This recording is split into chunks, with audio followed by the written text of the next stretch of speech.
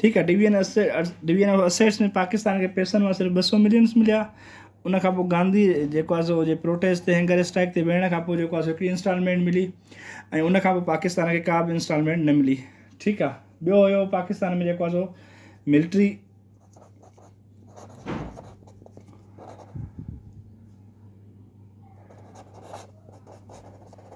Military assets में पाकिस्तान खे का आर्मी न मिली। ठीकु आहे। आर्मी में जेके मुस्लिम्स सोल्जर्स हुआ उन्हनि खे जेको ऑप्शन ॾिनो वियो त तव्हां जेको आहे सो पाकिस्तान खे जॉइन करे सघो था, you are allowed to join Pakistan army. ठीकु आहे। पर पाकिस्तान वटि को ट्रेंड ऑफिसर कोन हुयो, वेपन्स कोन हुया।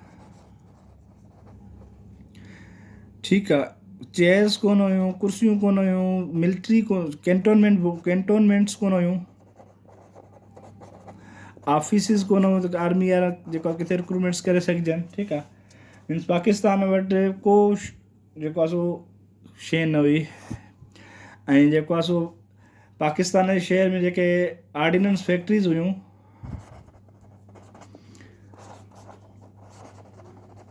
उहे बि सभु जो सभु जेको आहे इंडिया जे शहर में अची वियूं। पाकिस्तान जे शहर में का बि ऑर्डिनेंस फैक्ट्री कोन आई। उन खां बाद में पाकिस्तान जेको आहे सो वाह में टेक्सला में जेको आहे हिकिड़ी ऑर्डिनेंस फैक्ट्री ठाही। ठीकु आहे।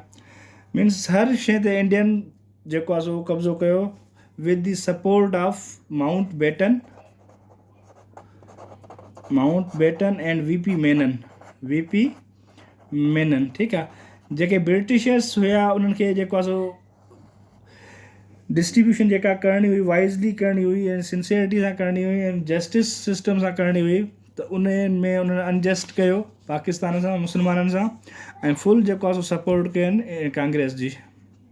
ठीकु आहे।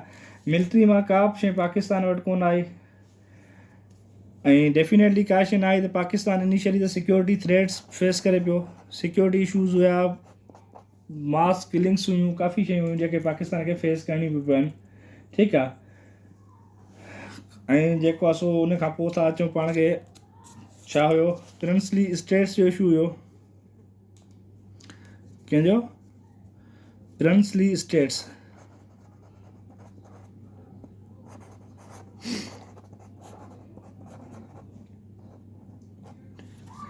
हाणे पाकिस्तान जॾहिं आज़ादु थियो त उन वक़्तु 560 प्रिंसली स्टेट्स मौजूदु हुयूं सब कॉन्टिनेंट में।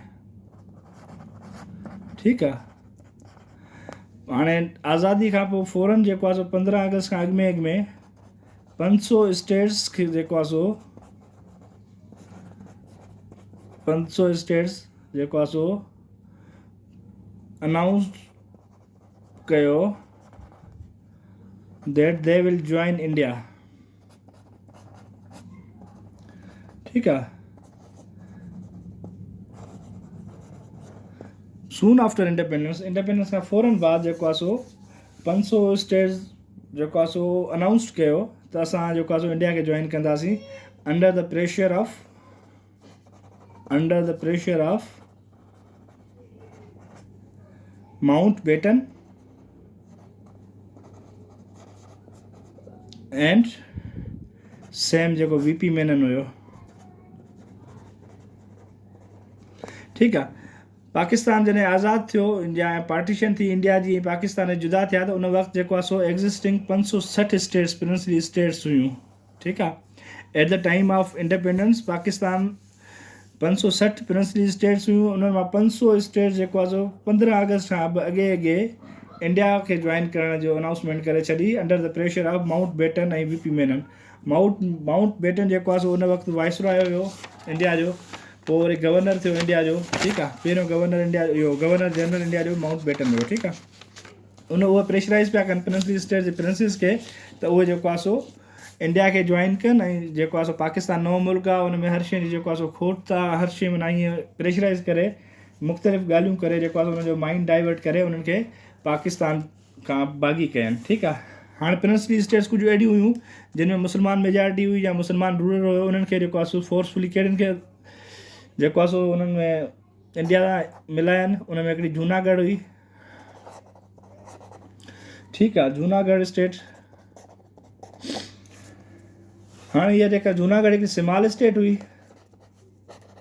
ठीकु आहे, सिमाल स्टेट हुई, तक़रीबन 7 लख पॉपुलेशन हुयसि, ठीकु आहे। पॉपुलेशन केतिरी हुयसि? 7 लख पॉपुलेशन हुयसि। ऐं एरिया टोटल जेको एरिया हुयसि उहो एरिया हुयसि 3377, ठीकु आहे, माइल्स। हाणे जेको हितां जो रूरल हुयो उहो मुस्लमान हुयो, जूनागढ़ जो रूरल मुस्लिम हुयो, ठीकु आहे। पॉपुलेशन जेका मेजॉरिटी हुई उहा हिंदुनि जी हुई, ठीकु आहे। हाणे जूनागढ़ में रूरल मुस्लमान हुयो, पॉपुलेशन हिंदुनि जी हुई। हाणे रूरल जेको हुयो, रूरल उन डिसाइड कयो टू ज्वाइन पाकिस्तान, ठीकु आहे।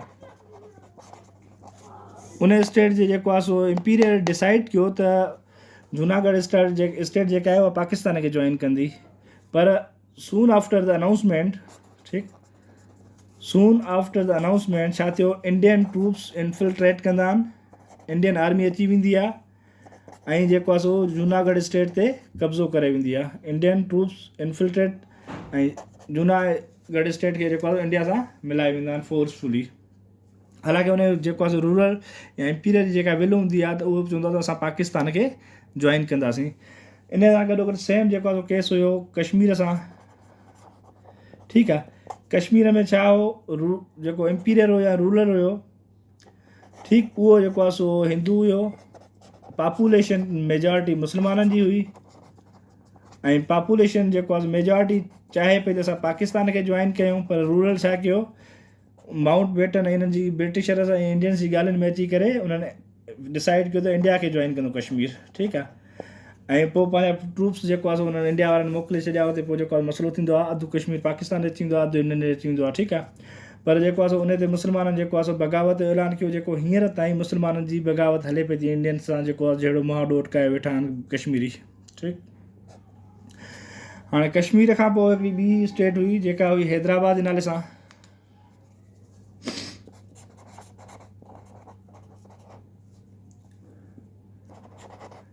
हैदराबाद जेको आहे सो हिंदू मेजॉरिटी हुई,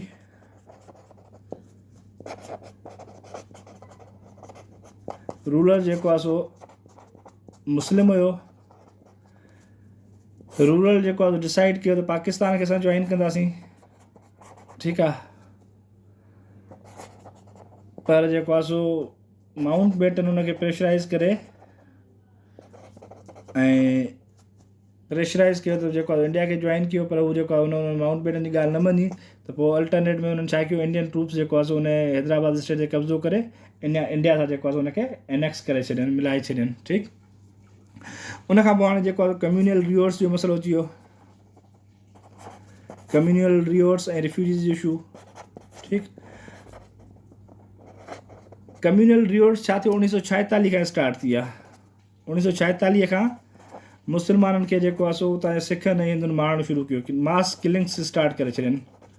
मास किलिंग्स जेको आहे सो मुस्लमाननि खे ऐं हिंदुनि खे, मुस्लमाननि खे सिखनि ऐं हिंदुनि मारणु शुरू करे छॾियो, मास किलिंग ऑफ मुस्लिम्स, ठीकु आहे। ऐं जेको आहे डेफिनेटली देवर या मास किलिंग छो पिया कनि, they were forcing for to leave India, ठीकु। हाणे जॾहिं उन्हनि इंडिया लीव कई ऐं कारवान जी सूरत में उहे निकिता हुतां, त उन्हनि छा कयो, उन्हनि कारवान्स ते ऐं प्लस जेके ट्रेन्स में रिफ्यूजीज़ हुया, कारवान्स में ऐं ट्रेन्स में हुआ, उन्हनि ते अटैक्स कयनि ऐं बेगुनाह हज़ारे लखों माण्हू जेको आहे बेगुनाह जेको आहे बुचर्स कयनि, कासाइन वांगुरु उनखे कुठनि, ठीकु आहे। मास किलिंग्स थींदी आहे हिन में जेको आहे जॾहिं उहे रिफ्यूजीज़ पहुचंदा आहिनि पाकिस्तान में, त पाकिस्तान गवर्नमेंट एतिरी जेको आहे स्ट्रांग न हूंदी आहे, इकोनॉमिकल एतिरी वीक हूंदी आहे, जो उन्हनि जी जेको आहे सो शेल्टर फूड क्लॉथ्स घणियूं शयूं जेके इकोनॉमिकली एतिरी वीक हुई, जो इहे शयूं उन्हनि जूं मैनेज न पई करे सघे। पर पोइ बि जेको आहे सो काफ़ी हद ताईं उन्हनि ओवरकम करण जी कोशिशि कई, उन्हनि खे मैनेज करण जी कोशिशि कई त जीअं ईज़ीली उन्हनि खे मैनेज करे सघिजे। केनाल वाटर इशू थींदो आहे, ठीकु। केनाल वाटर इशू में छा थींदो आहे, जॾहिं पार्टीशन थींदी आहे त जेके पाकिस्तान जा मेजर दरिया हूंदा आहिनि उन्हनि जा हेडवर्क्स जेके आहिनि कश्मीर मां जेको आहे सो दरिया निकिरंदा आहिनि, हेडवर्क्स जेको आहे मधुपुर हुननि में जेको आहे सो इंडिया में रहिजी वेंदा आहिनि ऐं उहे हेडवर्क्स वटा स्टॉप करे छॾींदा आहिनि पाणी। ठीकु आहे, पाणी स्टॉप थींदो आहे त पाकिस्तान हिकु नओं मुल्क हूंदो आहे, शुरू में पाणी इवन पीअण ताईं कोन हूंदो आहे, कहत वारी सिचुएशन थींदी आहे, एग्रीकल्चर तबाह थी वेंदी आहे। ऐं उन जो मक़सदु बि हूंदो आहे पाकिस्तान खे एग्रीकल्चरली तबाह कयो वञे त जीअं उहो जेको आहे सो कल्कुलेट थी करे वरी वापसि रिजॉइन करे इंडिया खे। पर शुक्र अल्हम्दुलिल्लाह अहिड़ी का बि नौबत न आई। वर्ल्ड बैंक इहो इशू रिज़ॉल्व कंदा ईंदी आहे 1960 ताईं। 1960 ताईं पाणी जो मसइलो हिननि में हलंदो रहंदो आहे। ठीकु आहे, ट्रेड जेको आहे सो कोन हूंदो आहे, ट्रेड ऐं इकनॉमिकली वीक हूंदो आहे पाकिस्तान जेको आहे सो का शइ अहिड़ी कोन हूंदी आहे जेके एक्सपोर्ट करे सघिजे या इम्पोर्ट। मेजर हुन ट्रेड जेको आहे सो इंडिया सां हलंदो, पर इंडिया चाहे पई त पाकिस्तान पंहिंजी करेंसी खे डी वैल्यू करे, जेको पाकिस्तान न कयो उन वक़्तु। हींअर त इंडिया खां थोरो पाकिस्तानी करेंसी हेठि आहे, डी वैल्यू आहे। पोइ इंडिया पंहिंजो छा ट्रेड बंदि करे छॾियो, उन जो सॼो असरु जेको आहे सो पाकिस्तान ते पियो आहे। ठीकु आहे, पोइ slowly and gradually with the passage of time अलाह जी मदद सां पाकिस्तान थोरो थोरो पाण खे इस्टेब्लिश कंदो वियो ऐं अॼु शुक्र अल्हम्दुलिल्लाह पाकिस्तान 7 नंबर ते एटॉमिक पावर आहे, सुपर पावर में थो काउंट थिए। ठीकु, इहे जेको आहे पाकिस्तान जा कुझु इशूज़ हुआ जेके ब्रीफ असां पढ़िया न त हिन ते काफ़ी इन शयूं रहनि थियूं जेके डिस्कस करण जहिड़ियूं आहिनि, पर एतिरो तव्हांजे लाइ इनफ आहे। ठीकु, इंशाल्लाह नेक्स्ट क्लास में मिलंदा।